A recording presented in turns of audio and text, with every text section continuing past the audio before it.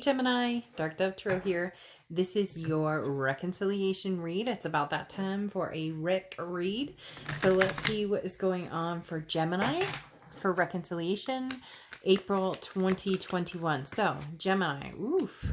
This is the same, I think, that Virgo had. Extremes, love, hate. I don't like to use the word hate, but let's just say love, hate, you know, like this is basically fight and make up sex. Let's just put it that way, because extremes is literally, you know, almost a rager. It's like being mad one minute and then passionately can't keep your hands off each other the next minute. So just tells me that there was a lot of you know, back and forth, maybe fighting, making up, breaking up, you know, hate to say it, but could be, you know, meaning drama, and sometimes a thriving off of drama to a certain extent, and not, you know, not in a bad way, but just saying, you know, everybody's had that relationship that is just fueled by 1 minute, you know, you can't be away from this person, and the next minute, you know, you have a hard time wanting to be near them. So very interesting, because like I said, Virgo had a very similar, you know, case going on here, where it was very much, you know, I love you, but I can't stand you type energy. So let's see what's going on here. Any likes, subscribes, comments are greatly appreciated.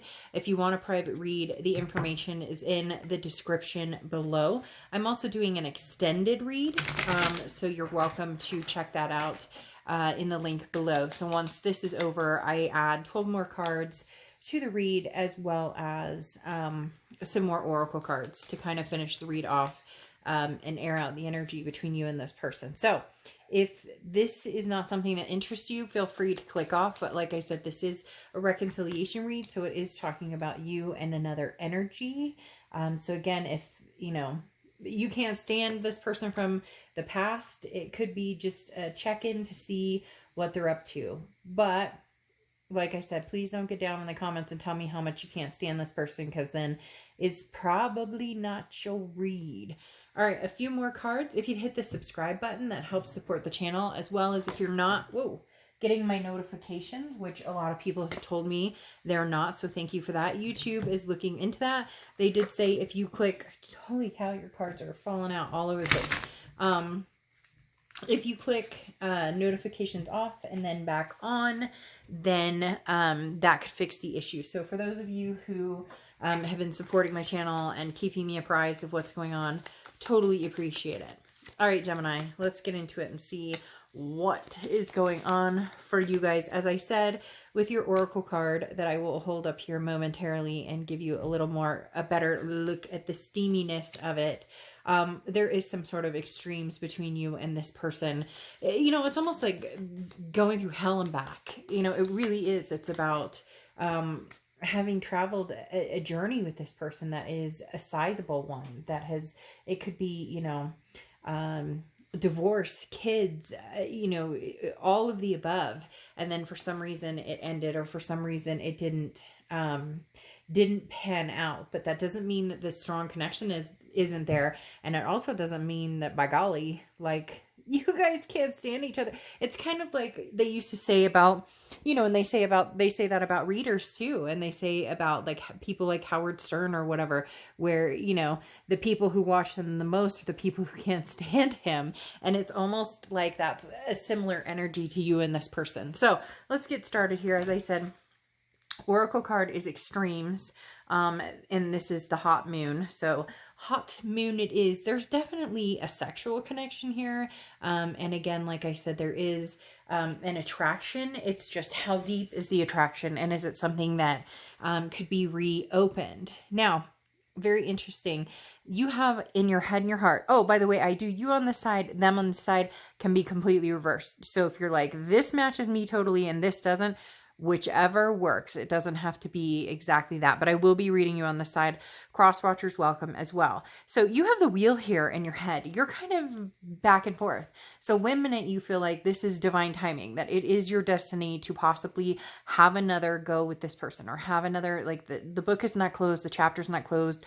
There is a possibility of, you know, the wheel turns and you guys have this is unplanned changes. It's karmic connections. It's destiny. So part of you feels like this is destiny coming back around, or that destiny was not fully fulfilled with this person. You guys still have some things to learn from each other, or again, it's not completely done.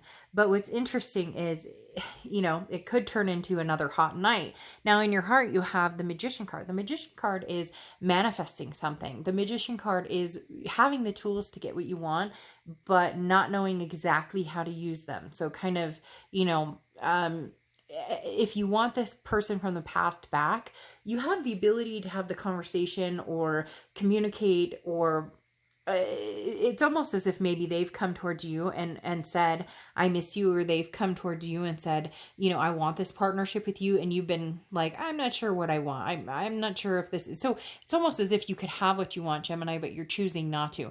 And you're just, there's some hesitation here on your part. So again, in your head, it's almost as if you know that this wheel is coming back around towards this person, but in your heart, you're not sure which direction you want to go. You're kind of like, well, I could manifest somebody completely new, somebody completely different, or, you know, I could come back around with this person, but I'm manifesting a whole new situation, right? Now in their head, they have the King of Wands, and in their heart, they have the Three of Wands. Very interesting, because the King of Wands is a very moral, somebody who's very magnetizing. People are drawn to this person.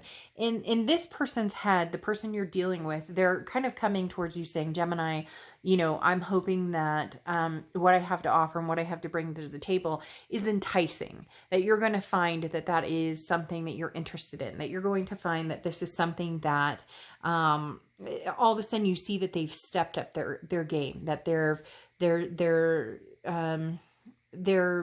like a whole new, they're on a whole new level, whole new vibration. And in their heart, they want this relationship. The Three of Wands is a partnership. It's planning, it's growth. You know, these people are trying to reach the same plane. And in their heart, they're hoping that you guys can come to some sort of agreement, not in a business sense, like, hey, let's sign a contract. Hey, for some of you, maybe it is. Maybe it's marriage or something along those lines. But they're hoping that in their heart, you guys can come together as a growth, as a partnership, that this can become what it once was, but even better. That's why I said they're trying to come across as the King of Wands, somebody who's stepped up their game, and that is desirable, that hopefully you have that desire towards them. I don't think desire was a problem. I don't think that was an issue at all. Now, in the present sense, you have the Ace of Swords and the Five of Wands. The Ace of Swords is power, clarity, logic. This is saying, look, there are certain things that I'm interested in, and I'm trying to decide whether you're one of them, because like I said, you do have the attraction for them. You do miss them. You do have the inner feeling, or you have had the inner feeling. Maybe now it's slighted, or maybe now it's, you know, time has passed and you're kind of like, oh, Dark Dove, I don't really think about them. I just thought I'd check in this video and see what they were thinking about me, or whatever the case may be. But you right here, it's saying, you know, you have the power kind of in your hands. If you do want to have something with them, they're kind of hiding out, waiting in the wings to see. Now, I think they will approach you and there will be some sort of communication. I even see something like a poke on Facebook, or, you know, maybe even something, I don't know why they're saying something childish, like this person will do a little fishing expedition, like maybe text you, you know, hey, sup, or something, which if they text you that, you might want to walk, because if somebody texts me, hey, sup, after a long time, or WYD or something after, I'd be like, okay, no, if you can't even spell it out, I'm definitely not worth your time. But you do hold some sort of power here in the fact that, you know, you're kind of the decision maker here a little bit, because the Five of Wands comes along as well, which is competition, priorities, and chaos. So this may come at an odd time for you for some reason, Gemini. You may already be seeing somebody. You may have people who, you know, are wanting to date you. There may be a lot of things going on in your life. It could be pertaining to work. It could be pertaining to kids, to family, whatever it is. You know, it could be pertaining to the chaos that everybody is facing right now, and it's affecting your life in many different areas. But the Five of Wands definitely suggests that you have some people competing over your time and attention, and this person, this is where the Ace of Swords, that power and clarity comes in, to where it's like, it's your choice. You know, which do you choose? This person is kind of laying in limbo, as I said, because they have the Hermit card, which is Virgo's card. So you could be dealing with a Virgo or have Virgo placements in your chart, which I find interesting because the only other sign that got this card is Virgo. You know, and there's, I think, I don't remember how many cards in this Oracle deck, but you know, a lot for you guys to have pulled the same card for your Oracle coming in. So, and here's Virgo showing up.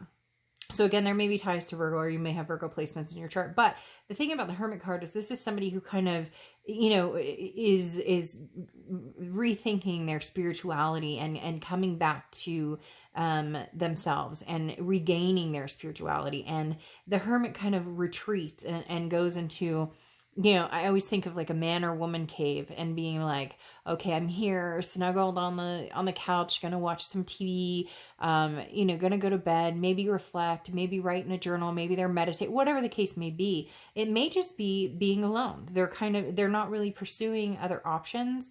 They are interested in what you're up to and possibly pursuing something with you, but they're not going to force it. They're going to let nature take its course, or divine timing, or the universe, because here they have the Wheel of Fortune like you did. So here in the present, like in your mind, you knew that there would be a comeback around, but in their mind, they're sitting here saying, okay, you know, I might express myself to Gemini and say, hey, how's it going?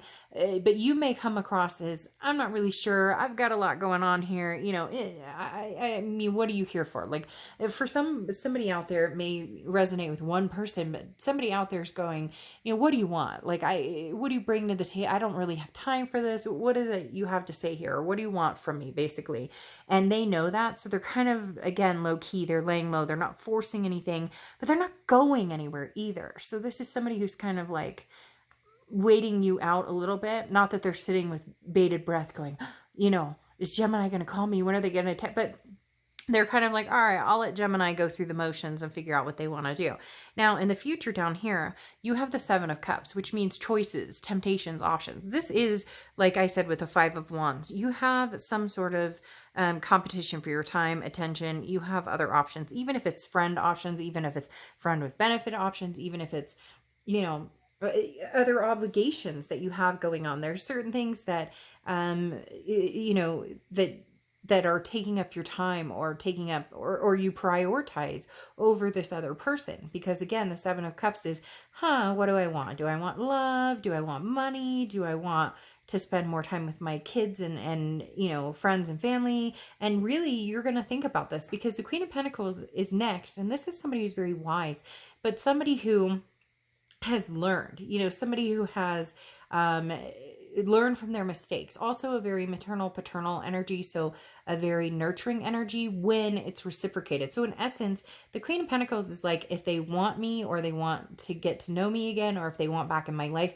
they're going to have to work for it. And I think that's how you're going to come across a little bit, because they're slowly going to be offering this pentacle to you.